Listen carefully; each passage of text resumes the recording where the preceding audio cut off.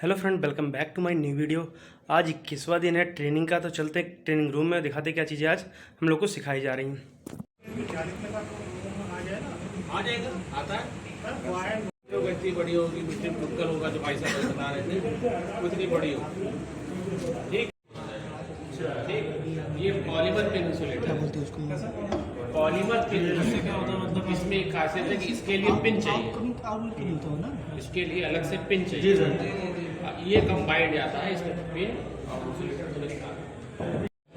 Side sir के द्वारा dummy power house का विजिट कराया गया, जिसमें पावर हाउस में क्या क्या चीज़ें यूज होती हैं, किस तरीके से पावर हाउस काम करता है और पावर हाउस के अंदर क्या क्या चीज़ें होती हैं। और यहाँ पे काफ़ी ज़्यादा जो 220, 400 के जो पावर हाउस थे उसके सब फोटो वगैरह लगी थी, CT, PT, ट्रांसफार्मर, LA, इन सब चीज़ों के बारे में बताया गया था इसमें, जो कुछ यहाँ लगा था।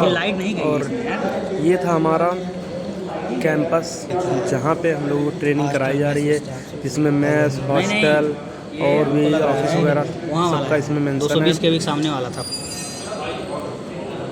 ये तो इलेक्ट्रिक सब केबल वगैरह, इंसुलेटर, प्लग वगैरह सब कुछ यहाँ पे रखे हुए थे, जिसके बारे में सर ने हम लोगों को बताया कि क्या किस तरीके से होता है।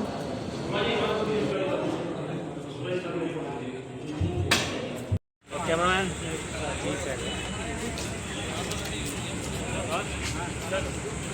यहाँ पर डमी पावर हाउस है हमारे कैंपस में, तो उसका विजिट कराया गया, जिसमें हम लोगों को CT, PT और ट्रांसफार्मर वगैरह के बारे में चीज़ें बताई गई, किस तरीके से क्या काम होता है किसका।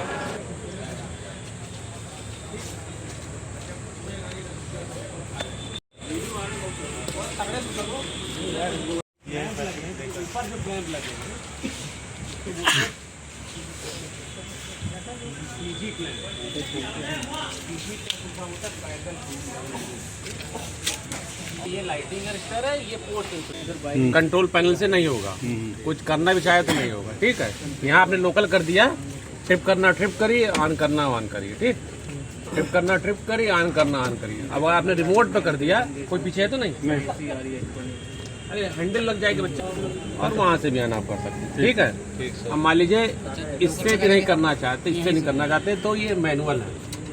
मान लीजिए नहीं काम कर रहा है आपका, लेकिन इसमें क्या है कि प्रोटेक्शन सिस्टम आपका नहीं है, मैनुअल ऑन ऑफ हो जाएगा। ठीक, मैनुअल ऑन ऑफ हो जाएगा। ट्रिप लिखा है, इस पर क्लोज लिखा है, ऑन ऑफ तो हो जाएगा, लेकिन इसे प्रोटेक्शन यहाँ पे काम नहीं करेगा।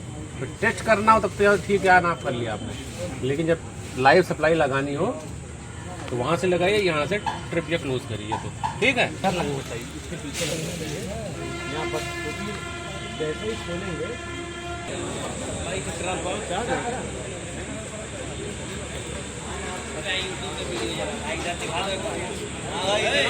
इस प्रेजेंटेशन का बेसिकली इसको प्रेजेंटेशन का है। ये आपका रीडिंग सेकंड क्लास में सर द्वारा मीटर के बारे में पढ़ाया गया, जिसमें मीटर कितने प्रकार से होते हैं और क्या क्या पैरामीटर है मीटर के, वो सब चीज़ें बताई गई थी। एंगल से हट करके डिजिटल हो गया, LCD डिस्प्ले आ गया। ठीक है, इसमें कहीं कोई डिस्क नहीं है, कहीं कोई काउंटर भी मैकेनिकल नहीं है। तो ये मीटर क्या कहलाएगा आपका? इसका इलेक्ट्रॉनिक मीटर, जो आपको बता दिया। Offers improved accuracy over electromechanical meters। वहाँ पे डिस्क हुआ करता था आले वाले मीटर में, और डिस्क यहाँ पर नहीं है। यहाँ पर डिस्क हट गया, और केवल यह कि डायल आपका मैकेनिकल LG वही है, तीनों में CT लगी हुई है। HT-CT में देखिए आपका एक तो यहाँ पे CT लगी हुई है तीनों फेस में, RYB तीनों फेस में, और यहाँ पे PT भी लगी हुई है, क्योंकि हाई वोल्टेज है। 11 kV का अगर कोई कंज्यूमर है तो 11 kV को आप मीटर में डायरेक्टली नहीं दे सकते हैं। तो अभी हम लोगों ने डिस्कस किया नेम प्लेट के बेस मीटर नंबर दिया है M3619803। ठीक है, नेक्स्ट आता है प्रॉपर्टी ऑफ MVVNL का मतलब है कि ये MVVNL ने खरीदा हुआ है इसको। यहाँ पे अगर प्रॉपर्टी ऑफ PVVNL लिखा जाए तो आप समझ जाइए कि ये पूर्वांचल द्वारा मीटर खरीदा गया है। ठीक है, लग सकता कहीं पर भी। ये एक नंबर दिया हुआ आपको दिख रहा होगा, ये है 5.5 साल लिखा हुआ है इसमें। देखिए आप आजकल जो भी जितने भी मीटर आ रहे हैं सभी की गारंटी पीरियड 5.5 साल की है, ठीक है।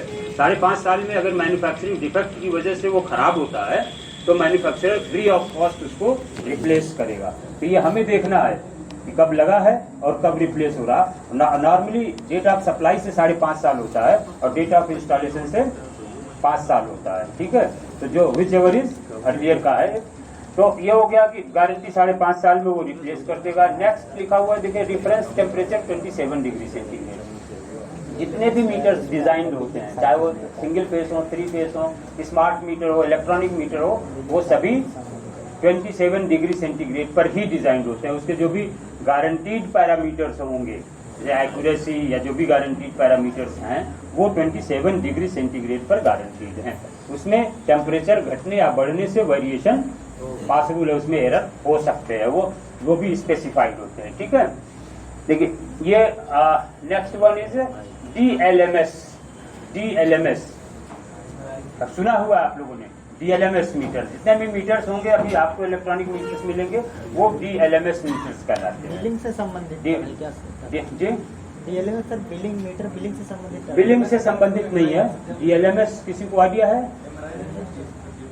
नहीं, MRI तो नॉन DLMS भी, पहले भी जो मीटर थे नॉन DLMS उनकी भी MRI होती है। MRI से रिलेटेड नहीं है, ये बेसिकली है डिवाइस लैंग्वेज मैसेजिंग स्पेसिफिकेशंस, ठीक है। डिवाइस लैंग्वेज मैसेजिंग स्पेसिफिकेशंस, ये कहलाता है DLMS। ये बेसिकली क्या है, एक प्रोटोकॉल है, एक प्रोटोकॉल है। पहले क्या होता था कि मैन्युफैक्चरर्स जितने भी मीटर के पैरामीटर्स होते थे वो अपने अकॉर्डिंग वो डिजाइन कर देते थे कि वोल्टेज कहीं इतना देना। जो एक्सटर्नल सीटी लगी होती है तो वो सीटी से जो भी करंट सेकेंडरी करंट होती है वो मीटर में, और न्यूट्रल को जो आर फेज से कनेक्ट कर दिया तो आर फेज पर भी वोल्टेज, न्यूट्रल पर भी आर फेज का वोल्टेज हो जाएगा। ऑलरेडी चूंकि यहाँ से डिस्कनेक्ट है तो शॉर्ट तो होगा नहीं, यहाँ से भी डिस्कनेक्ट है और इधर से लोड साइड से भी डिस्कनेक्ट है, तो कुछ नहीं होगा। ये इंसुलेशन के साथ है, ये केबल जो है वो इंसुलेशन के साथ है, ये लगा रेगुलेट कर रहा था। तो ये इस तरीके की भी चोरी ये करते हैं सिंपली। तो आज लास्ट दिन था ट्रेनिंग का। तो आज हम लोग को पहला जो क्लास थी जिसमें हम लोग को सब स्टेशन के बारे में बताया गया कि किस तरीके से सब स्टेशन काम करता है और क्या क्या चीज़ें वहाँ लगी होती हैं। और सेकंड क्लास में मीटर से रिलेटेड चीज़ें बताई गई, मीटर कितने प्रकार के होते हैं और क्या क्या मीटर के पैरामीटर होते हैं, उनके बारे में जानकारी दी गई। तो मिलते हैं आपको अपने नेक्स्ट वीडियो में, तब तक के लिए बाय बाय, जय हिंद।